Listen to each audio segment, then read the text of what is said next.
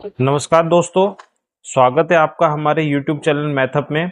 आज हम एक और बुक का रिव्यू करने वाले हैं। राजस्थान का भूगोल, राजस्थान ज्योग्राफी की ये बुक है और इसके जो राइटर हैं वो है डॉक्टर हरिमोहन सक्सेना। शिक्षा मंत्रालय, भारत सरकार और राजस्थान हिंदी ग्रंथ अकेडमी द्वारा ये लिखित है। तो इसके जो लेखक है डॉक्टर हरिमोहन सक्सेना है और ये राजस्थान की एक तरीके से आप ये कह सकते हैं कि ज्योग्राफी के लिए ऑथेंटिक बुक है। ऑथेंटिक बुक है ये ज्योग्राफी की। इसमें आप देख लीजिए, नवीनतम 46वां संशोधित संस्करण 2025 का ही है इसमें और इसका मूल्य है 245 रुपये। तो 245 में या फिर इसे कुछ डिस्काउंट लगा के दुकानदार आपको दे सकता है। तो अभी इसको देखिए, अप्रैल 2025 का ही संस्करण है, लेटेस्ट, आप इसे ले सकते हैं। आप इसकी विशेष सूची के बारे में देख लेते हैं। सबसे पहले आता है राजस्थान का सामान्य परिचय, जिसमें राजस्थान राज्य निर्माण की पृष्ठभूमि, स्थिति, विस्तार, राजस्थान मुख्य तत्व, भारतीय अर्थव्यवस्था में राजस्थान, ठीक है। फिर भू आकृतिक स्वरूप, भू गार्भिक संरचना, उच्चावास, इस तरीके से आप देख सकते हैं कि अपवाह प्रणाली, झीलें, जलवायु, प्राकृतिक वनस्पति, वन संसाधन, वन्य जीव, जैव विविधता, मुद्राएं, मृदाएं, जल संसाधन, सिंचाई परियोजना, जल संरक्षण, इस तरीके से सारे टॉपिक इसमें दे रखे हैं। तो कुल मिला के इसमें आपको मिलेंगे देखने के लिए। यहाँ पर देख लीजिए 19 टॉपिक है, ठीक है। और परिशिष्ट एंड में यहाँ पर दे रखा है महत्वपूर्ण प्रश्न। कुल 440 पन्नों की ये किताब है। तो अब इसमें थोड़ा सा अपन देख लेते हैं इसका कि किस तरीके से इन्होंने बता रखा है। कि जैसे यहाँ पर देखिए, राजस्थान एक सामान्य परिचय, तो यहाँ पर राजस्थान का एक इन्होंने जनरल इंट्रोडक्शन दे रखा है, किस तरीके से क्या है। और यहाँ पर इन्होंने देखिए सारणी बना करके भी योद्धे, जांगल, ये कौन सा नगर था उसके बारे में बता रखा है, प्राचीन नाम एक तरीके से आप ये कह सकते हैं, ठीक है। ये सब इसमें दे रखा है। इसमें राजस्थान राज्य का निर्माण क्रम की 7 अवस्थाएं, मतलब वो एकीकरण वाला जो पार्ट है वो दे रखा है, यहाँ पर थोड़ा सा इन्होंने बता रखा है। यहाँ पर भी आप देख लीजिए 41 जिलों के अनुसार है, 7 संभाग और 41 जिलों के अनुसार ये बुक इन्होंने बना रखी है। मतलब बिल्कुल लेटेस्ट एडिशन है ये, तो ऑथेंटिक आप इसे मान सकते हैं। राजस्थान का छोटा सा मानचित्र दे रखा है यहाँ पर, हालांकि रंगीन तो नहीं है, पूरा ब्लैक एंड वाइट है, पर ये आपके समझने की दृष्टि से ठीक है। यहाँ पर आप देखेंगे कि यहाँ पर जनसंख्या, क्षेत्रफल यहाँ पर दे रखा है, ठीक है। फिर राजस्थान इंडियन इकोनॉमी, मतलब ये टॉपिक्स हैं, इनको आप जनरल इंट्रोडक्शन के लिए पॉइंट ऑफ व्यू से ले सकते हैं। बाकी अपना जो मेन है, जैसे कि स्थिति विस्तार आप पढ़ सकते हैं इससे। फिर यहाँ पर जैसे कि भौतिक प्रदेश है, तो यहाँ पर अरावली महासमूह, देहली महासमूह, ये सब आप देख सकते हैं। तो बहुत सारी चीज़ें आपको यहाँ पर देखने को मिलती है। हालांकि हमें अपने सिलेबस के अकॉर्डिंग पढ़ना होता है, जिस भी एग्ज़ाम की आप तैयारी कर रहे हैं उसके अकॉर्डिंग आप देखिए यहाँ पर। जैसे कि यहाँ पर अफवाह प्रणाली एवं झीलें हैं, तो उसके बारे में इन्होंने बता रखा है, किस तरीके से कौन सा क्रम है, कौन सी नदी का है, वो सब इन्होंने तालिका बना के बता रखी है। चंबल की नदी है, जैसे चंबल की नदी, इसका प्राचीन नाम क्या है, वो सब दे रखा है इन्होंने। फिर इसकी सहायक नदियाँ, वो सब कुछ इन्होंने बता रखी है, ठीक है।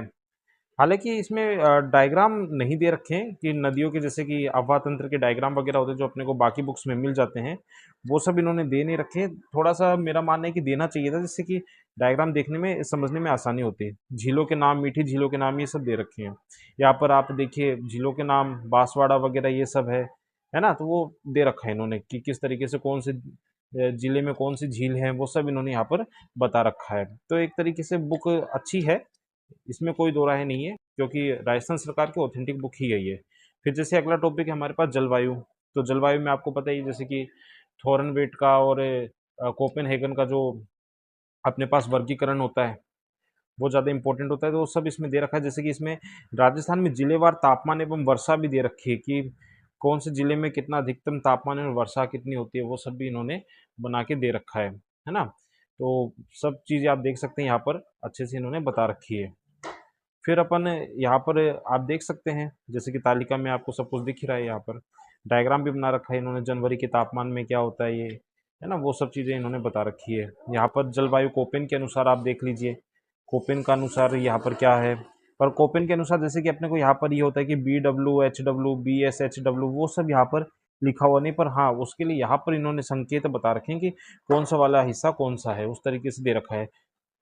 जलवायु प्रदेश थॉर्नवेट के अनुसार है, वो उसका भी डायग्राम इन्होंने दे रखा है ना। तो तिवार्था का, ऐसे सारे इन्होंने वर्गीकरण दे रखे हैं। फिर आ जाइए यहाँ पर अगले चैप्टर पे, जिसका नाम है प्राकृतिक वनस्पति।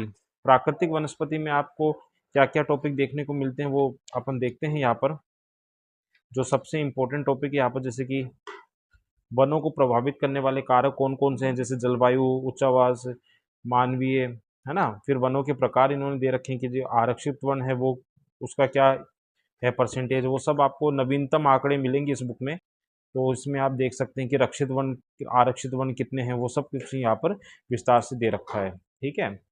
वनों का आर्थिक महत्व है, इमरती लकड़ियाँ कौन सी होती हैं, ईंधन हेतु लकड़ी और कोयला, वो सब कुछ इन्होंने बता रखा है। तो अच्छी बुक है। अभी और आगे देख सकते हैं कि जैसे कि यहाँ पर इन्होंने, आप देखिए कि यहाँ पर बता रखे हैं मरु अथवा मरुस्थली प्रदेश के बारे में बता रखा है, अरावली के बारे में बता रखा है, पूर्वी मैदानी प्रदेश वगैरह वगैरह सब कुछ बता रखे हैं।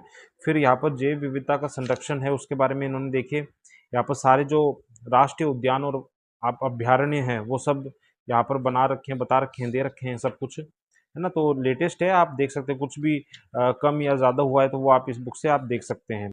यहाँ पर आप देखिए वन्य जीव, वन्य जीव संरक्षण क्षेत्र, कंजर्वेशन रिजर्व टोटल 37 है ना। वो सब इन्होंने बता रखे हैं, यहाँ पर सब कुछ बता रखा है कि क्या है। फिर मृग वन के बारे में बता रखा है इन्होंने, है ना। तो अच्छा है, यहाँ पर सब कुछ लेटेस्ट है, तो पढ़ने में आपको अच्छा रहेगा। फिर अगला टॉपिक आ जाते हैं मृदाओं के ऊपर।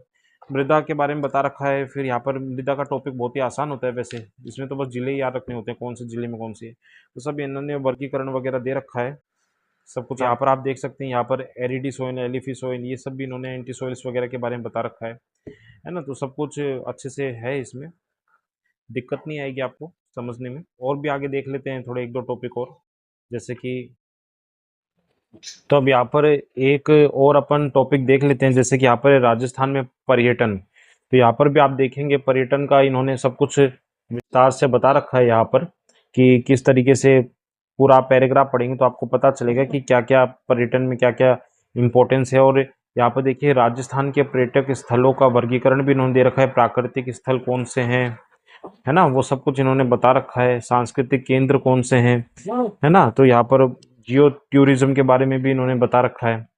तो यहाँ पर आप देख सकते हैं कि बहुत सारी चीज़ें इन्होंने दे रखी है। तो एक नई बुक है, नया लेटेस्ट है, और मेरे ख्याल से ठीक है ये बुक। इसमें आपको कुछ मैं ये तो नहीं कहूँगा कि बहुत ज़्यादा मैटर है इसमें, जैसे कि जो गाइड्स होती है अपने पास बाकी पब्लिकेशन में बहुत ज़्यादा मैटर होता है। इसमें प्रिसाइज मैटर दे रखा है, ऑथेंटिक मैटर दे रखा है। इसके साथ आप जा सकते हैं ज्योग्राफी में, ठीक है। तो कोई जैसे कि अगर आप आगामी 3rd ग्रेड के अगर एग्जाम की तैयारी कर रहे हैं तो ये बुक आपको बहुत ही इंपॉर्टेंट है आपके लिए ज्योग्राफी के पॉइंट ऑफ व्यू से, क्योंकि ज्योग्राफी का एक बड़ा पोर्शन है 3rd ग्रेड का जो 2022 का सिलेबस है उसके अकॉर्डिंग अगर अपन बात करें। लेटेस्ट तो अभी आया नहीं है, पर अगर इसको देखें तो उसके अकॉर्डिंग है। तो आप यहाँ पर देख सकते हैं कि यहाँ पर जैसे कि सब कुछ इन्होंने बता रखा है, कितने अगर आप पढ़ेंगे तो आपको बहुत अच्छा लगेगा। और जो यहाँ पर इंपॉर्टेंट पॉइंट्स इनको यहाँ पर हाईलाइटेड कर रखा है ब्लैक कलर से, इस तरीके से ब्लैक एंड व्हाइट तो नहीं है इसमें, बस उस हिसाब से दे रखा है इन्होंने। तो टूरिस्ट सर्किट वगैरह के बारे में दे रखा है, जैसे जयपुर परिपथ है, उसमें कौन कौन से जिले आते हैं, जयपुर, टोंक, सवाई माधोपुर वगैरह। मरु परिपथ के बारे में दे रखा है। तो ये सब इन्होंने बता रखा है ना, इस तरीके से। तो ये है इसमें, है ना। तो अब इसको थोड़ा सा इसमें एक एंड में अपन थोड़ा सा महत्वपूर्ण प्रश्न देखते हैं क्या है इसके अंदर। अच्छा, महत्वपूर्ण प्रश्न में यहाँ पर आपको एमसीक्यू नहीं मिलेंगे। यहाँ पर जैसे कि निबंधात्मक प्रश्न, लघुत्तरात्मक, अति लघुत्तरात्मक, वस्तुनिष्ठ, हाँ वस्तुनिष्ठ है इसमें। तो पहले निबंधात्मक देख लीजिए, फिर यहाँ पर देखिए हर टॉपिक के अकॉर्डिंग इन्होंने वस्तुनिष्ठ प्रश्न दे रखे हैं, ठीक है। तो वो आप देख लीजिए, देखिए ठीक है, इतना कम भी नहीं है। जैसे हर एक टॉपिक से जैसे 19, 20, 37 प्रश्न दे रखे हैं, है ना, पहले टॉपिक में। उनके फिर नीचे आंसर भी दे रखे हैं। और ऐसे दूसरा जो चैप्टर था तो चैप्टर वाइज इन्होंने, है ना, सारे दे रखे हैं। जैसे सेकंड चैप्टर है, इसमें देखिए एमसीक्यू सारे इन्होंने जो भी इंपॉर्टेंट है वो दे रखे हैं। तो एक तरीके से ठीक है, एक तरीके से क्वेश्चन बैंक की तरह भी काम करेगी आपके लिए। तो लगभग 30, 35, 40 आपको मिल जाएंगे इसमें। तो अच्छी बुक है, हर टॉपिक से आपको यहाँ पर एमसीक्यू वगैरह देखने को मिल रहे हैं। तो आप इस बुक के साथ जा सकते हैं। अगर आप 3rd ग्रेड जैसे एग्जाम के लिए तैयारी कर रहे हैं या 2nd ग्रेड के लिए, तो मेरे ख्याल से इस बुक के लिए आप जा सकते हैं। ऑथेंटिक बुक है, कोई भी इसमें मिस्टेक नहीं है। कल को आप रेट वगैरह भी लगा सकते हैं कोर्ट में, अगर किसी क्वेश्चन के ऊपर आपको ऐसा डाउट होता है। ये इसका बैक कवर है, देख लीजिए। और बाकी की जो अकेडमी द्वारा प्रकाशित भूगोल विषय पुस्तक है, वो भी आप दे रखे, आप देख लीजिएगा इसका स्क्रीनशॉट लेकर के। तो ऐसे ही और वीडियो प्राप्त करने के लिए हमारे चैनल को लाइक कीजिए, सब्सक्राइब कीजिए। धन्यवाद।